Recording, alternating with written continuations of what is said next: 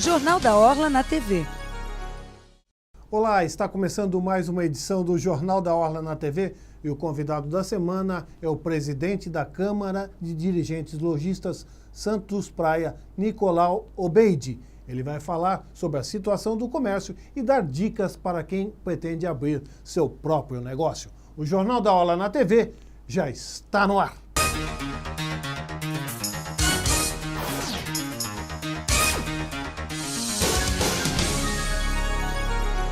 Estamos de volta com o Jornal da Orla na TV e o convidado da semana é o presidente da Câmara de Dirigentes Lojistas Santos Praia, Nicolau Miguel Obeidi. Olá, Obeidi, grande prazer recebê-lo. Prazer é meu, Edson, prazer telespectadores estar aqui no seu programa. Bem, qual a expectativa do comércio diante de um ano de ajuste, de aperto, o povo chiando, está sem dinheiro, Obeidi, o comércio vai sofrer muito? Veja bem, eu vou começar a falar de uma forma otimista, né? Eu prefiro não ser pessimista como a maioria está hoje em relação ao país. Eu sei que os índices aí do PIB são negativos, eu sei que o país realmente está entrando numa crise, mas eu acho que essa crise é mais política do que realmente uma crise econômica. Tem aquele velho ditado, quanto menos o governo colocar a mão, eu acho que melhor vai ficar. Pode discordar, Nicolau. A crise política, a luz subiu mais de 40%, a gasolina subiu. Deixa eu só o povo sente no bolso. Então, deixa eu só complementar. Realmente existe esse aperto.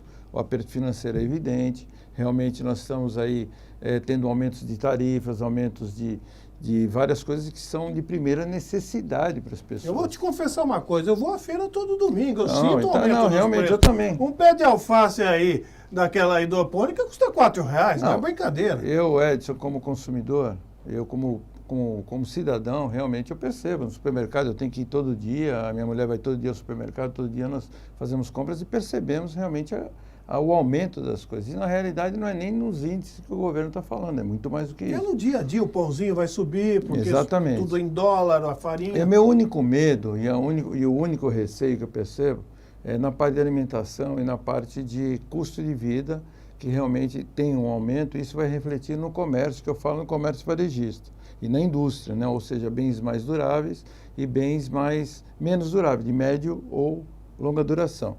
Mas, como comerciante, eu tenho que entender, pensar de uma forma positiva. Eu não posso pensar, não, estamos todos mortos, vamos entrar numa crise, porque, veja bem, eu estou com 58 anos. E eu já passei por N crises, e nós já passamos por situações muito difíceis. Então eu tenho que levar uma palavra de otimismo para os comerciantes, para as pessoas. Realmente a situação, as previsões são ruins, mas nós temos uma previsão, dependendo do setor do comércio, principalmente no setor de informática, um setor que tem crescido muito. Ele está crescendo na faixa de 10% a 15%, existe uma expectativa de crescimento. No setor do vestuário, existe uma expectativa de 3% a 5%, calçadista, a mesma coisa. É óbvio que existem alguns setores que devem ter uma queda. Por exemplo, vamos ver aqui na nossa região, na nossa cidade, os imóveis, a tendência é uma queda, mas também eles estavam numa bolha. A dificuldade de locação também, os aluguéis não podem mais aumentar. Então, se nós formos olhar para esse lado, existe uma deflação nesse sentido, mas também eles estavam muito inchados. Então, eu acho que tem que existir uma compensação nisso aí. Agora, em relação a serviços, existe um aumento, porque, na realidade, quem presta serviço precisa ganhar mais, porque ele tem que comer todo dia, tem que fazer supermercado todo dia. Então, eu acho que nessa média, nós não podemos esperar um grande crescimento para o país. Mas também não vamos ficar esperando. Também não é o fim do mundo. Não é o fim do mundo.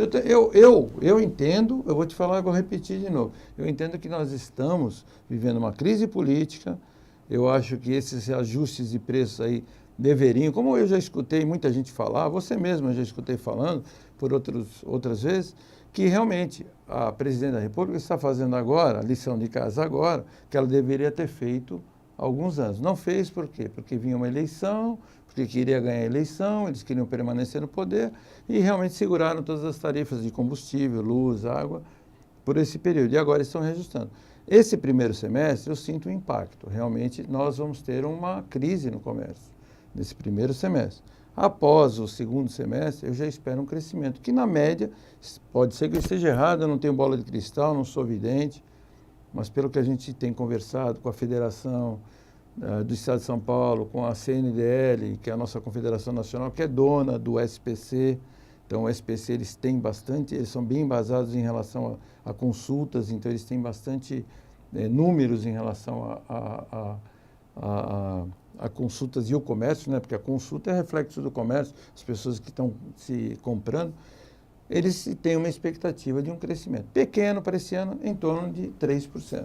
Mas, Nicolau, qual é hoje a principal queixa do comerciante, do pequeno comerciante? Afinal, nós temos aí um sócio, né? Todos nós, os empresários reclamam muito, comerciante, um sócio desocupado, um sócio que não faz nada, um sócio, para falar o português, claro, um sócio vagabundo, que é o governo. Que fica com uma carga tributária altíssima e oferece uma porcaria de contrapartida ao cidadão. Olha, Essa é a queixa também do comerciante? Lógico, é óbvio. Eu trabalho com uma empresa, que inclusive é uma das poucas empresas nacionais na parte de informática, e eu sou representante deles aqui na região, que se chama Multilaser. Não estou fazendo propaganda deles, mas eles são a primeira empresa de informática que eles montaram uma fábrica em Extrema, que fica bem na fronteira do estado de São Paulo, ali no Triângulo Mineiro. E o dono da empresa, que é o Renato, ele escreveu um livro muito interessante que se chama Carregando o Elefante. E, na realidade, o elefante, eu não preciso nem dizer quem é, que é o próprio governo. Então, a maneira que eles têm que fazer para tentar se safar da legislação, a maneira, por exemplo, montou já pelo fato de montar uma fábrica em Extrema, que é na divisa de São Paulo, ali onde tem o Triângulo Mineiro, já é uma forma dele pagar menos impostos. Então, todos se viram como podem. Você olha aí, os grandes hipermercados, eles montam postos de gasolina dentro do hipermercado, não é porque eles querem vender gasolina ou porque querem vender de tudo. É porque eu acho que pouca gente sabe que, na realidade, eles têm isenção de ICMS, eles descontam o ICMS que já vem no combustível nos produtos dele. Então, é uma maneira deles criarem e pagarem menos impostos. Eu acho que prometem, falando para o pequeno lojista, criar o simples. O simples é o complicado, né? Então, você tem que ter uma série de condições para estar no Simples. Agora melhoraram a alíquota, se eu não me engano, para microempresas está em 3.600.000 anual. Sim, mas a carga... É quase um pipoqueiro. Mas a carga tributária chega a 23%, a 26% em alguns mesmo casos. Mesmo com o Simples. Mesmo com o Simples. Então, no começo, quando criaram o Simples, era para o INSS estar incluído no Simples, que era, não, você vai pagar um imposto único, você pagava o microempresário, você vai pagar só o Simples, você não precisa mais pagar o INSS, você não precisa mais recolher o da empresa.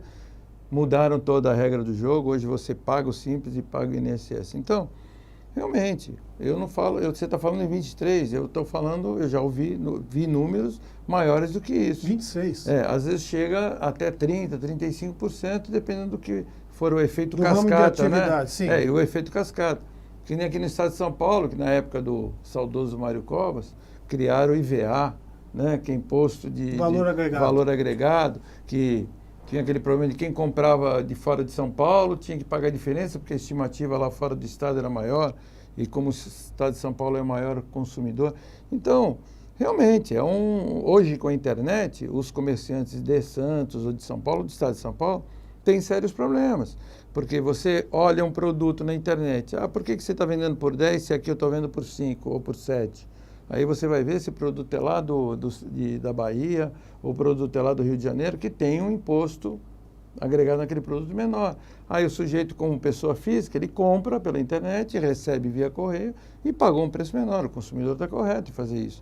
Mas por que o daqui de São Paulo vende mais caro? Porque ele tem mais impostos aqui em São Paulo. Então, é um problema que nós temos. Temos uma promessa de carga de reforma tributária há quanto tempo? Do governo federal e do governo estadual. Nós temos também.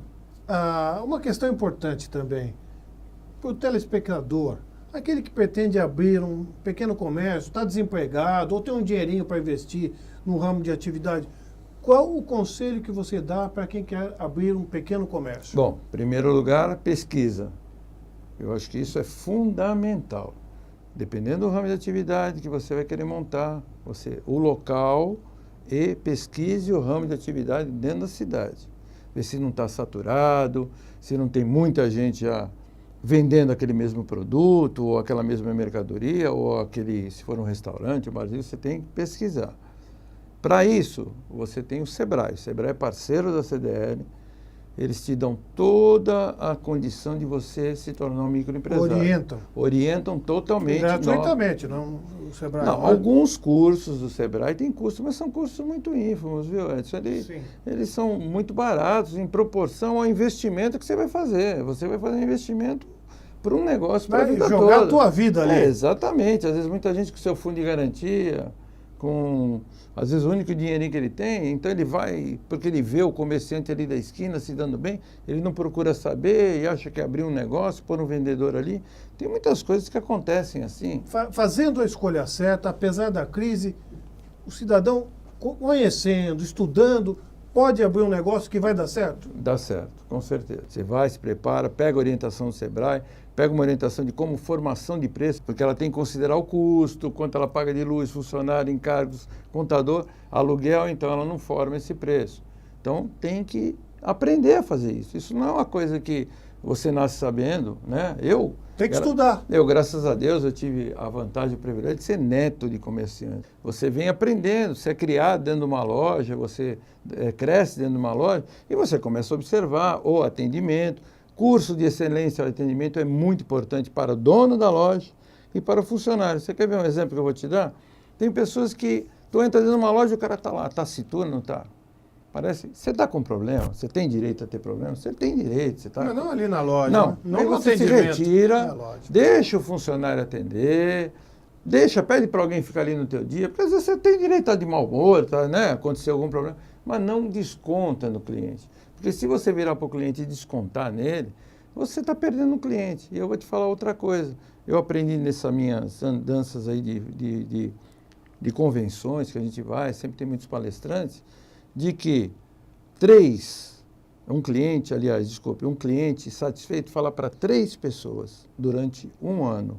Então, você vai na minha loja, fica satisfeito, você vai contar no máximo para 3 pessoas por um período de um ano. Mas o insatisfeito fala para muito mais. Fala para 30 pessoas. Ele fica com raiva de você, ele fala mal de você para um monte de gente. Não pisa naquela loja lá, não fala porque lá é assim, lá é... Então, isso é muito ruim. O atendimento é uma questão fundamental. Exatamente, também, né?